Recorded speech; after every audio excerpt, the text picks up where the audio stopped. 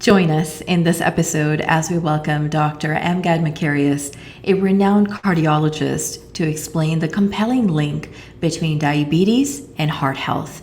Learn about the often overlooked phenomenon of silent heart attacks, their early warning signs, and the distinct considerations for individuals with diabetes. Stay tuned.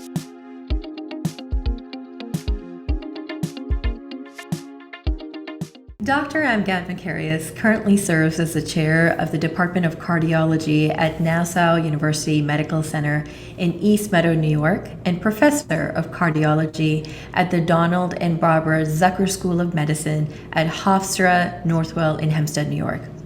He has authored over 200 peer-reviewed publications and book chapters in the field of cardiology. Welcome, Dr. Makaryus. Thank you so much for having me. An absolute pleasure. Dr. Makaryus, let's start out with just getting to know you a little bit better. Could you share a bit about your journey in the field of cardiology, what led you to it, and what just really inspired you to specialize in heart health? Well, thank you so much for the opportunity. And I really, this is an area, as I sometimes joke, very near and dear to my heart. So cardiology is something that I've always sort of become interested in. Going through medical school, aside from family members who would end up asking cardiac-related questions, whether they be diet or other situations, I came to the realization that cardiology is really central to everything we do in medicine.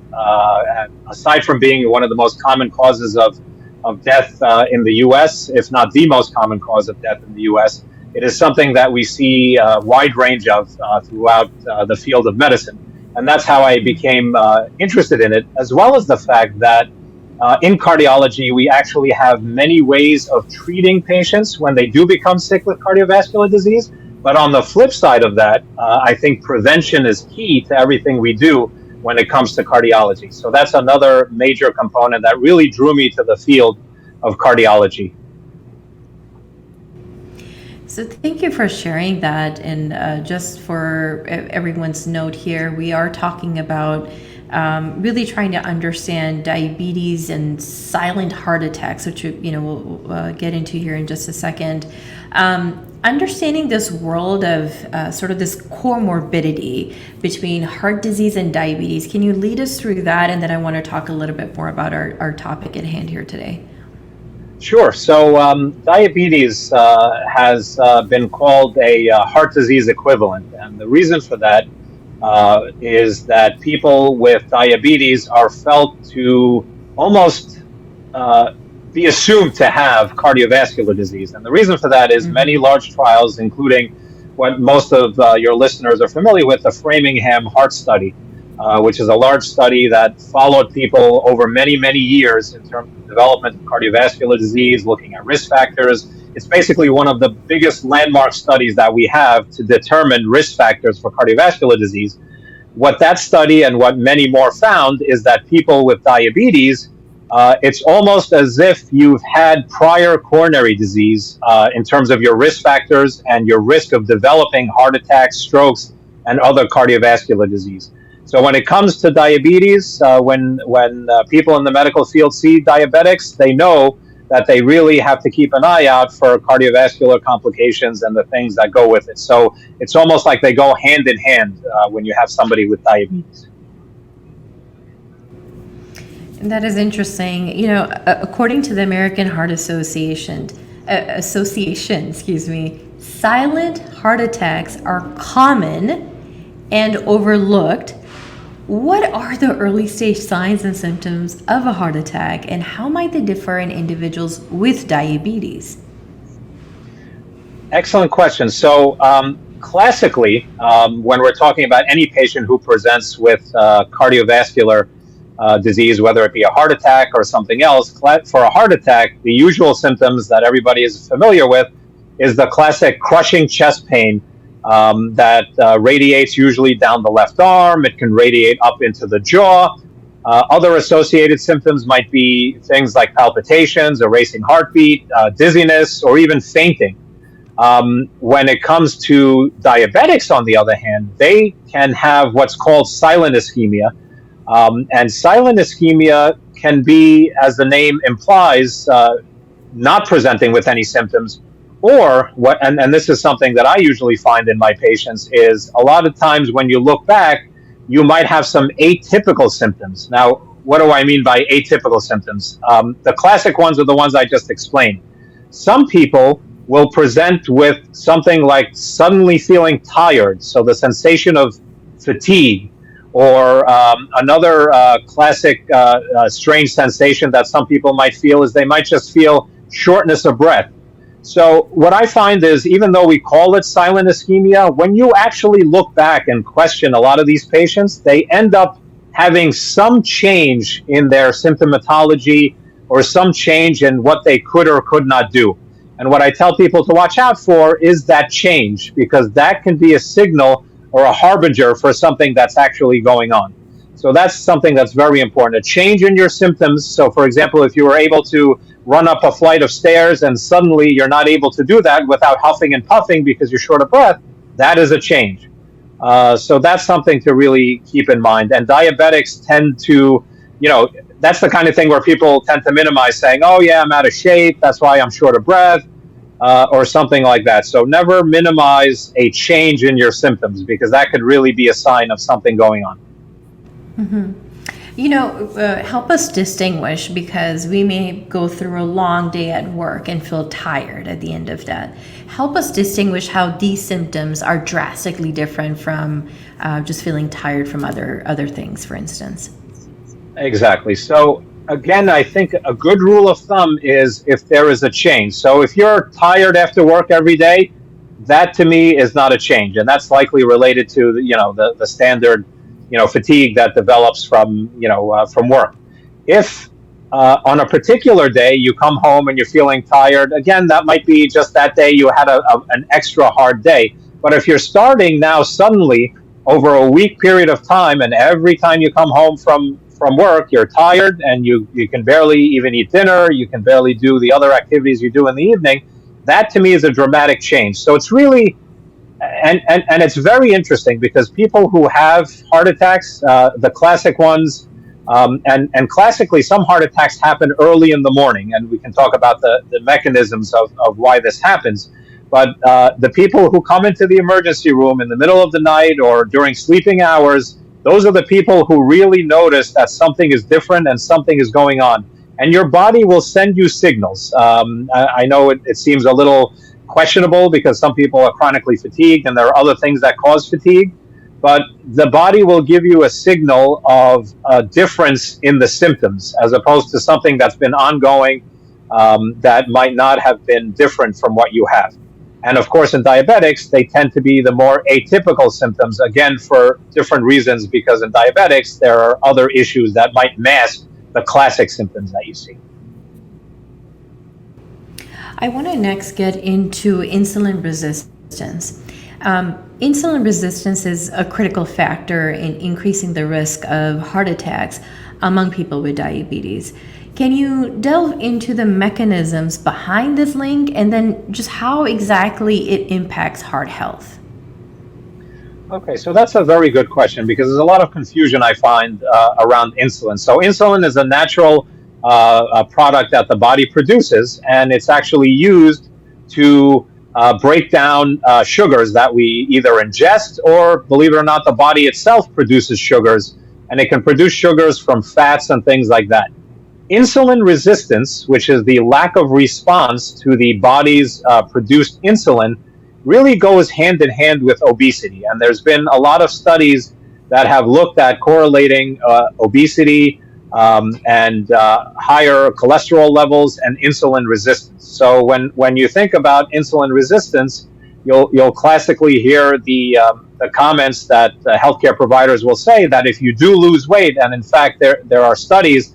There was one study that comes to mind, where if you lose about 5% of your body weight, you can actually reduce a person's risk of developing diabetes by more than half over a 3-year period of time. And this is a classic study that came out actually very recently in 2019. And there's many more studies that show very similar findings. So that insulin resistance has to do with fat storage and obesity. So all of those go hand in hand in the development of diabetes. Can you speak to how exactly medications used to treat diabetes can impact heart health, and are there any considerations individuals should be aware of? Right. So diabetics, aside from the medications that are given to diabetics to improve the insulin response, and some people even require insulin itself to be administered exogenously, there are other comorbidities that develop in diabetics. So this is where we can make a big difference. And one of those comorbidities that happens is hypertension, high blood pressure. So people who have diabetes tend to have high blood pressure, and it has to do with the pressure within the cardiovascular system, the arteries that supply the whole body. And we have medications that can help control the blood pressure, aside from diet, which I'm sure we'll talk about that a little bit more also. But diet as well as medications, so controlling your blood pressure. The other big component that I sort of mentioned already is your cholesterol. So diet, again, has a big impact on your cholesterol, and there are medications. Classically, a lot of people hear about the statin medications. These are medications that not only decrease your cholesterol, believe it or not, they will actually affect your morbidity and mortality if you have diabetes as well as coronary vascular disease. So these medications have a big impact. And of course, we have newer classes of medications that are now coming on the scene. You might have heard of the GLP-1 agonists, the SGLT2 inhibitors. Most people know them because classically a lot of people are using them for weight loss, but believe it or not, they actually have positive impacts on the cardiovascular system as well. And the weight loss part is almost a side effect, but obviously it's a main effect for a lot of people. But they do have cardiovascular beneficial effects as well. Next, what I want to talk about is something that we talk about time and again, but it's really hard to emphasize how important this consideration is. But and I'm talking about stress. The stress itself of managing a condition like diabetes can really take a toll on mental health, right? Can you explain how the stress might contribute to the risks of a heart attack? Excellent question. So stress actually has a physiologic impact on our bodies, and the mechanisms for this are still being further discovered, but one of the main causative agents that the stress causes, it causes an increase in cortisol levels. And again, just like insulin and things like that, this is actually a hormone in the body that gets elevated, and it's almost part of, we hear about the fight or flight response and things like that. So cortisol is meant to actually help us in that situation. So if you're in a fight or flight situation, you want cortisol to be elevated because that allows you to respond. It brings up your blood pressure, it raises your heart rate. It has all of these effects that you actually want to work. If you are chronically stressed, your cortisol is also elevated. And because of that, you then will develop hypertension. You can develop palpitations from an abnormal heartbeat. All of the fight or flight responses that happen will then be chronically going on. And as you can imagine, if you chronically have a high blood pressure, that will damage the blood vessels. That can cause heart attacks and strokes and things like that. And that actually, in that case, is a negative thing. Classically also, and I think I mentioned this before, a lot of people suffer heart attacks in the early morning hours. And the reason for that is the cortisol levels have a diurnal change, where in the morning, the early morning, which all sort of helps us awake from sleep and start to become more awake, the cortisol levels are elevated. So that's a classic time when people will actually have a heart attack because the cortisol level will slightly increase the blood pressure, it can increase the heart rate. It's all part of the sympathetic nervous system where you can have an increase in these things. So chronic stress does the same exact thing, but it now does it over a prolonged period of time that causes actually the negative response to what you would expect during the fight or flight situation. It's so remarkable to see that while stress seems like such a intangible thing, it has such a physiological impact on us. What would you or what do you tell someone who is trying to manage diabetes, in their life and ideally not have a heart condition as a result? Are there mindfulness techniques, stress management strategies that benefit both diabetes management and then potentially heart health? Yeah, so that's an excellent question. A lot of people just say, "Oh, just get over the stress and feel better." But my wife tells me you're not a good psychiatrist if you tell people that. So mindfulness is. My wife happens to be a psychiatrist. So mindfulness is actually one of those great techniques whereby, and again, I'm not an expert in mindfulness or anything like that, but I think of mindfulness as being in the moment. In the US, we're always thinking of what I need to do next, what happened yesterday, what's coming up, what my next meeting is, what's next on my social media feed, and this and that. We're never in the moment, and I find myself. I have younger children, and I always find myself checking my phone. Is somebody texting me? Is somebody emailing me? To the point where my kids will say, "Daddy, I'm here. Hello, get off that phone." Or they'll start grabbing their, iPad or whatever it is, and then they're going to be fixated into it. So we have to remind ourselves, and this is what I tell my patients, aside from the, yoga and the other classic mindfulness techniques, I just tell people to be in the moment. And a term that I recently heard, which actually I think is a phenomenal and a great term, is mindful eating.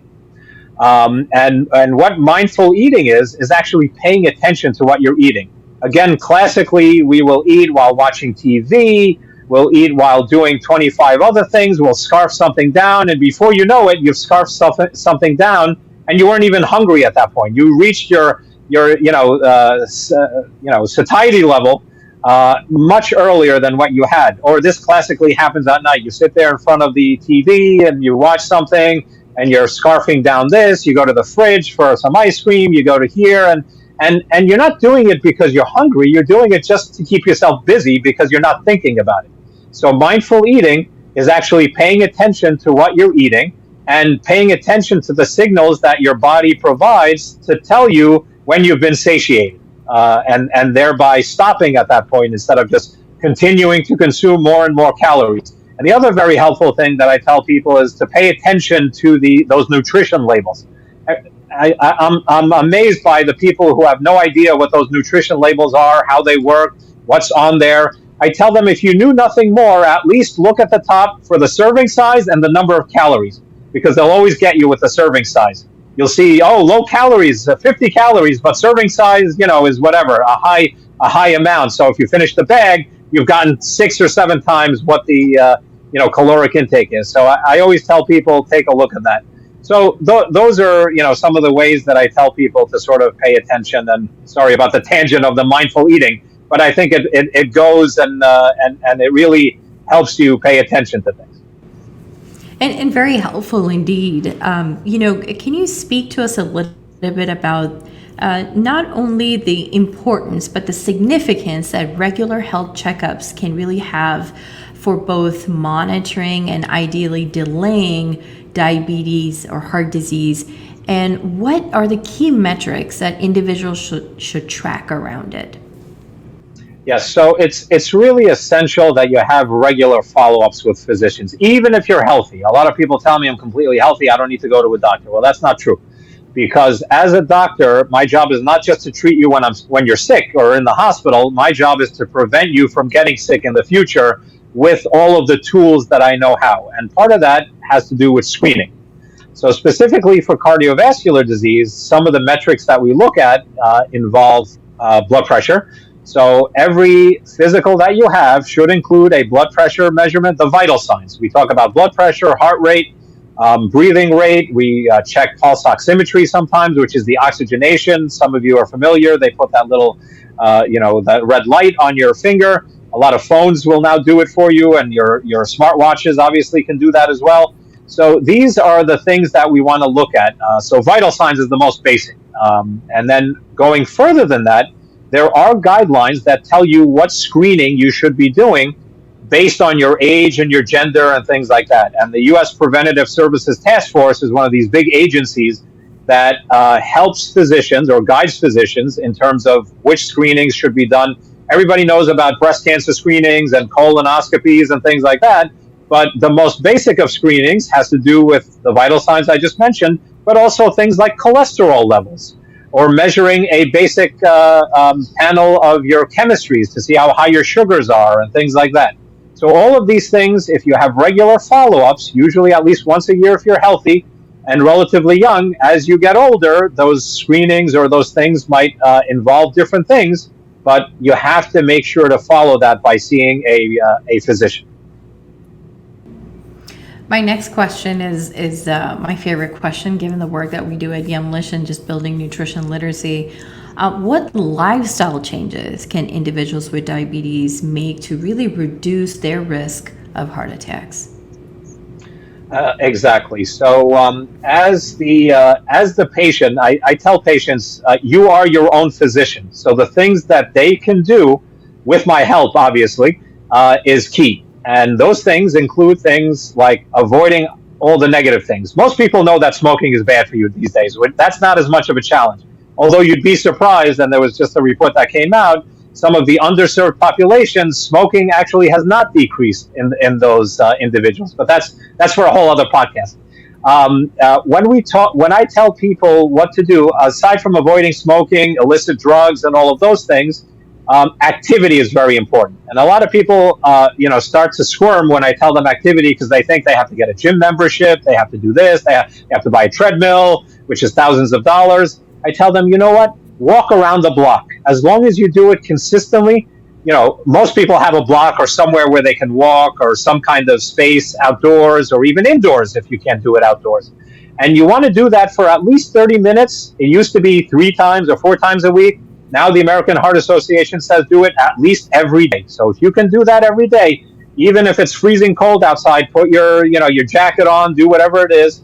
And if you do that, or if you can't do it after work it into your work schedule. So sometimes I'll take my team here in the hospital and we'll walk up. We have a number of flights of stairs. We'll do a number of flights of stairs. And they'll joke, oh, there he is, Dr. Makaryus walking up the stairs with his team. But you know what? Number one, it's team building. And number two, it's good for your heart.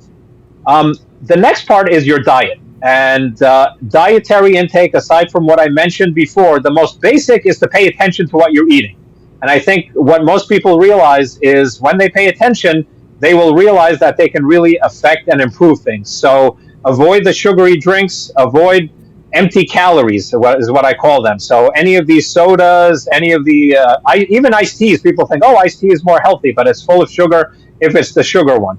And then there are different diets that you can actually follow that can improve things as well.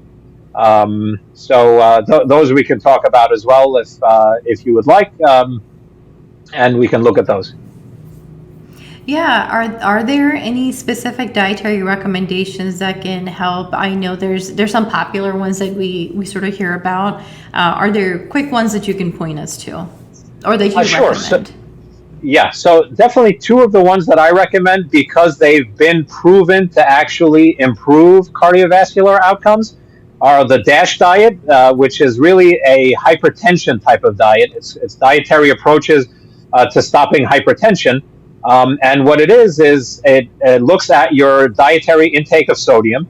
So this was based on large studies that were sponsored by the NHLBI, which is a big group that sponsors these big studies.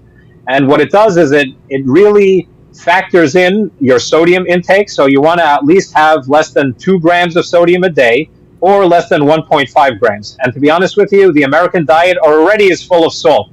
So we should outlaw those salt shakers because honestly, you don't need any extra salt than you already get in the diet. In our processed foods, it's already full of it. The other part of it is this diet has a lot of the good cholesterols. So believe it or not, there's good cholesterol. There's omega-3 fatty acids that are in a lot of the foods. So fish, decreasing red meat intake is another part of it. And the poultries, so chicken tends to be a little bit better for your lipid panel and things like that. And I don't tell people to stop red meat altogether because those people who love steak will eat steak no matter what. but maybe decrease it for some of the other fish-related products or poultry products like chicken and the white meats. So that tends to be a little bit better. And there's also the Mediterranean diet, which is kind of similar to the DASH diet, but in that diet you involves more olive oil, extra virgin olive oil. Nuts are very good for you, so certain nuts have good fatty acids. All of these things play very nicely into controlling your diet. That's super useful. Before we round up this episode, though, Dr. Makaryus, what advancements, I mean, just given all of your research and all the work that you're doing on that site, what advancements or breakthroughs are you working on in terms of research, treatment, and prevention of diabetes-related heart complications? Can you give us a sneak peek on what some of the things are coming down the pipeline there? Sure. So one of my focus or the big focuses that I have is, again, prevention. And that's why when you gave me this opportunity, I was more than happy to partake, because it's really something that's very important to me and honestly should be important to all, because you can really make a big difference with prevention. So one of the big studies that I was fortunate to be a research site for, along with the Feinstein Institutes of Research at the Northwell Health System, was a PCORI study. Now, PCORI is a patient-centered outcomes research institute, which is a large conglomeration that sponsors a lot of studies for prevention. And what we did is we looked at telehealth in patients with diabetes, and specifically in the Hispanic population. We serve a lot of Hispanic patients here, and as you know, the Hispanic population is inordinately sometimes affected by diabetes and cardiovascular disease. So what better way than to actually help these patients take care of themselves by employing telemedicine? And this telemedicine was not just the standard, like what we're doing, speaking over a computer system. What it does is it actually deploys a machine, sort of a machine or a computer, a smart computer that allows them to check their own blood pressure at home. It allows them to check their pulse. It has a smart scale that allows them to weigh themselves. And all of these numbers are automatically uploaded on a weekly or even daily basis if you wanted to. And believe it or not, they even have a stethoscope that the patient can take and put on their chest, and you can remotely listen to their heartbeat, you can listen to their lungs, and you can really evaluate these patients remotely. And this obviously was a big thing during COVID. Now less so, thank God, we're all seeing each other again. But it's the kind of thing where and we actually just finished the study, so we're analyzing the data, but there has been prior research that has shown that telemedicine, if nothing else, actually engages patients more in the care and in the management of their chronic conditions. So that's coming out. Look for our publication hopefully soon. Lovely.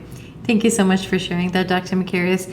We are toward the end of the episode at this time, and what we will also do, by the way, is link up to some of your previous research in the show notes as well for this podcast. But coming to the end of the episode, how can our listeners connect with you and just learn more about your work? Sure. So I do have some, websites that of the hospital where I work. I am on Twitter, or I guess they call it X now. So that I shared those with you, and hopefully we can share it with the listeners. I'm always happy to, see comments or questions or whatever comes through. And it's really a pleasure, and I thank you for the honor of joining your podcast and great work that you're doing in helping patients manage their diabetes. Thank you so much, Dr. Makaryus. And again, we'll link up your Twitter handle as well in the show notes below. So for everyone listening to this podcast, head over to our show notes right below this episode, and you should be able to access all of that information. With that, Dr. Makaryus, thank you so very much. And for all of your listeners for joining us here today, you know the drill. Head over to our Instagram, our Facebook, and go answer the super quick question. Have you or someone you know experienced symptoms that you now suspect may have been a silent heart attack? Share Share that experience with us. Share what that process was like for you, and we will continue the conversation again on Facebook, Instagram. Again, go to our respective pages, find this podcast post, and comment below if you learned something new and you identified something here as a result of this podcast. Again, we will continue the conversation on social media. Dr. Makaryus, thank you so much. Thank you very much. Take care.